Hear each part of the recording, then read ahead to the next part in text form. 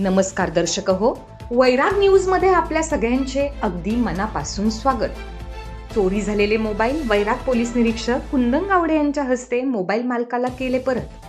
वैराग police Thane हद्दीत बाजारपेठेमध्ये शहनवाज मुल्ला राहणार बार्शी यांचा मोबाईल सॅमसंग अल्ट्रा व स्वप्नील चव्हाण राहणार वैराग त्यांचा मोबाईल ऑप्पो यांचे मोबाईल वैरागमध्ये चोरी झालेले होते व ते जवळपास 1,30,000 रुपये किमतीचे होते.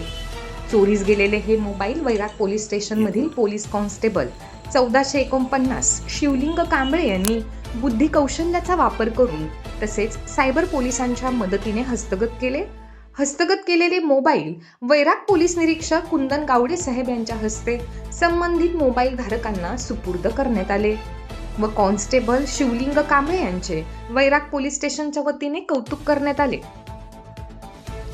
जर आपण या चॅनलला नवीन असाल तर वैराग न्यूज या चॅनलला जरूर सबस्क्राईब करा, लाईक करा, शेअर करा व कमेंट देखील करा. बेल आयकॉनवर प्रेस करा व नोटिफिकेशन